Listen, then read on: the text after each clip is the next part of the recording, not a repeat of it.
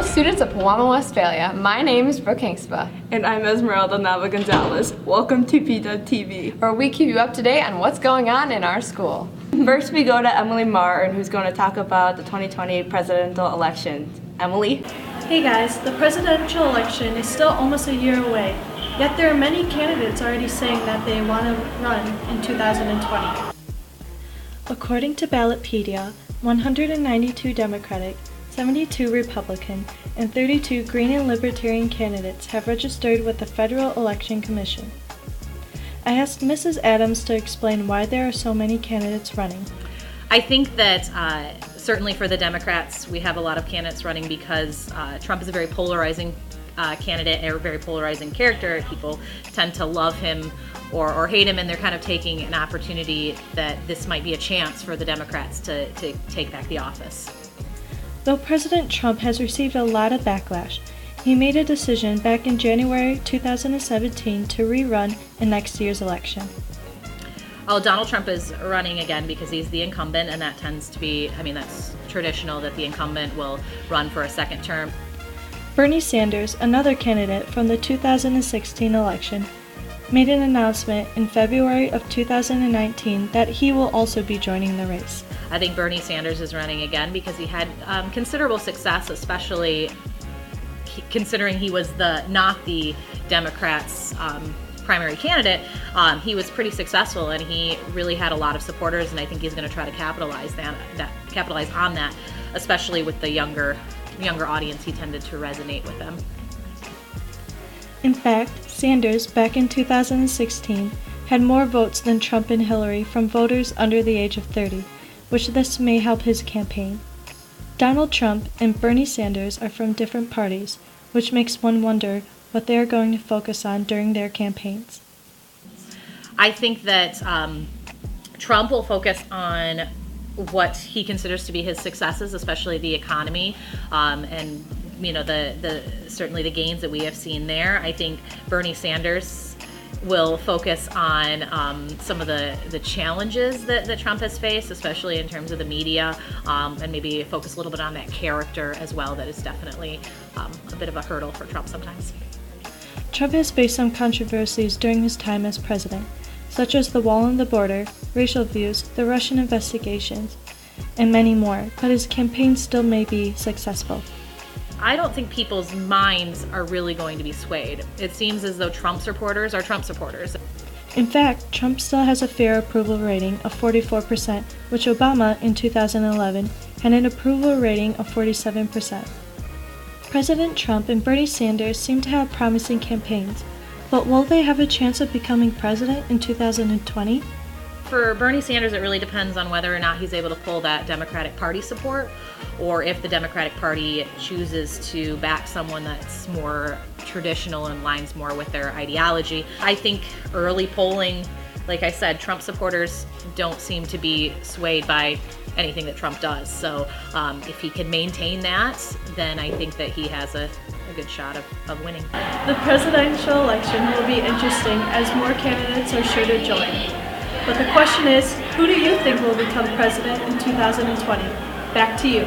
Thank you for that riveting information on the upcoming election. For all you adults out there, don't forget to register to vote. Next we go to Esmeralda, where she updates us on what's going on with the PW cheerleading team. Esmeralda? Thank you, Brooke. When cheerleading comes to mind, most of you think of the stereotypical dumb girl who doesn't do anything and gossips. Well, you are wrong. Besides football, one of the most dangerous sports in high school is cheerleading, leading to 30,000 injuries a year. Division 14 Pewamo, Westphalia currently rank #1 are ravenous for a state title. These girls have practice every week for 2 hours, sometimes 3 hours. These girls have their heart on fire and ready to take a big win home. They only have one chance to perform, so every little thing counts, and there is no room for mistakes. In the 90s, the skill level requirement was not there at all. The biggest stunts that people did were just extensions. And so things have really progressed with difficulty level, and that has made the girls on the teams have to progress too and get better and better and better and more, specialized in their skills and more refined. So that's one of the huge differences. In 1994 is when it became a competitive sport. So in the early 90s and the late 80s, it wasn't HSAA sport.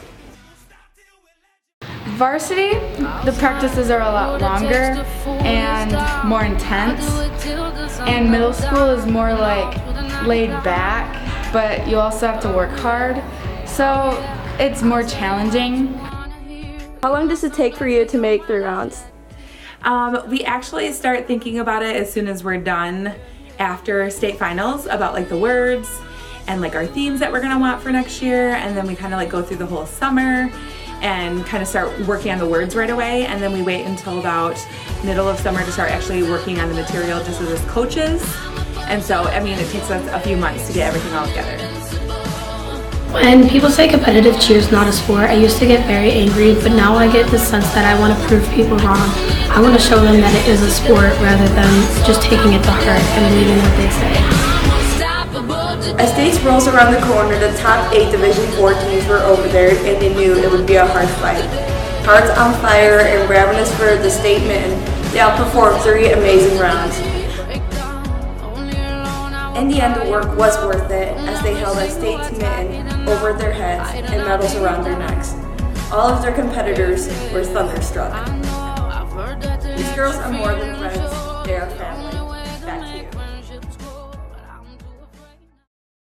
Thank you for that update. Congratulations on the successful season. We really had gotten a lot of foreign exchange students over the years. I wonder how life is outside of America. I wonder that all the time. But that brings us to our next story. We're gonna go to Emily Helixo, and where she's gonna show us a little bit more about where she came from. My name is Emily, and I'm a foreign exchange student, and I'm from Denmark. Denmark is a very small country located in Scandinavia. We are actually 3 sizes smaller than Michigan. Our population is 5 million people. Denmark is known for a lot of things. We are the inventors of Lego, and we have the singer Lucas Graham that sings 7 Years, and we have the author H.C. Andersen. We have our own money, and we have our own language, Danish, and everyone in Denmark speaks English. We have the sport handball, which we're really known for, and we're actually also the world champions in. Our national sport is soccer. In Denmark, we also have more pigs than we have people. We have 3 more letters than you. We have A, Ø, Å. Our education is free. When you turn 18, you are going to receive money from the government, and that's because every time, like when you have a job, you have to pay a special amount and give that to taxes, and in that you get free education, free healthcare, and free libraries and all that. That's what the money goes to. It's really safe to be in Denmark, at least at a lot of places. Like if you go into the supermarket or anything, you can leave your baby outside in their chair without anything will happen to them. So they can just stay out there and take some sleep like while you are going grocery shopping. Greenland is a part of Denmark, like a territory of it. When you turn 25 and if you're not married, you're going to be like tied up to something, and then you're going to get thrown cinnamon all over you. And when you turn 30 and you're still not married, it's pepper instead. Our flag is the oldest one in the entire world of an independent nation. And if you want to learn some basic Danish, first of all, hello, hi, goodbye, farvel. How are you? Hvordan går det? You're welcome. Velbekomme. Thanks. Tak.